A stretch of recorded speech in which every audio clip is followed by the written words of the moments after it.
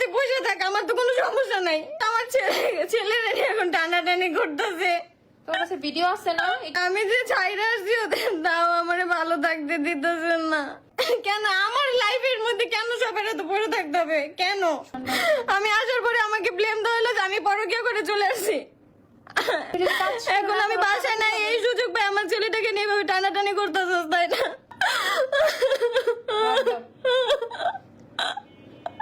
আমাকে ঠিক মতন বাঁচতে দেবে না তো।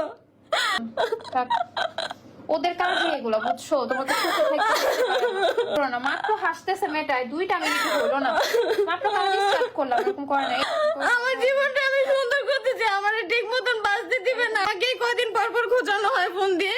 আমার এইভাবে মেন্টালি প্রেসার দিতে দিতে আমার মায়েরা বলাইবো। করো না, এই অসুস্থ হয়ে যাবা, এরকম করো না।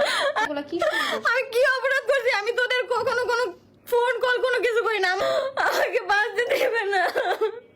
করো না, বুক কাঁপতেছে তোমার আখি, এরকম করো না, এরকম করো না। আমি আমার ছেলেটা নিয়ে একটু ভালো থাকতে চাই, আমার বাঁচতে দিবে না তো এভাবে। ভাবে এভাবে কিন্তু মানুষের হার্ট অ্যাটাক এসে পড়ে, এরকম নরমাল নরমাল। ঠান্ডা হও, এগুলো এত মানসিক চাপ নিয়ে আমাকে সব সময় মানসিক চাপের মধ্যে রাখা হয়। আমাকে আর ভালো থাকতে দিবে না। আমি আমার মতন থাকতে চাই, আমাকে এভাবে ভালো থাকতে দিতেছে না। এত পরিমাণ চাপ, এত পরিমাণ মেন্টাল স্ট্রেস নিয়ে আসলে কাজ করা যায় না এভাবে। 1 ঘন্টা হয়েছে, আমি মাত্র কাজই সব সময় কি সারাদিন বাসায় বসে কাজ করা যায়?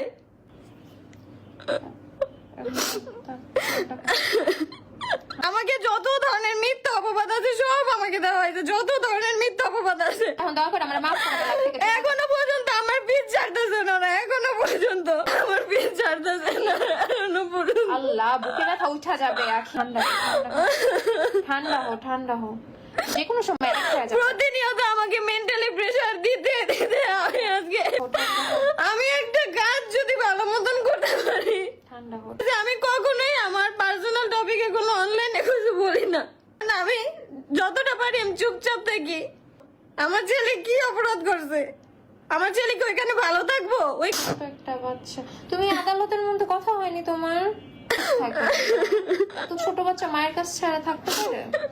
নাই, তোমাকে তো কিছু বললো না, এটা কোন ধরনের জিনিস? তুমি বাইরে আসো, ওই তো ঠান্ডা হো, ঠান্ডা হো, ঠান্ডা হো।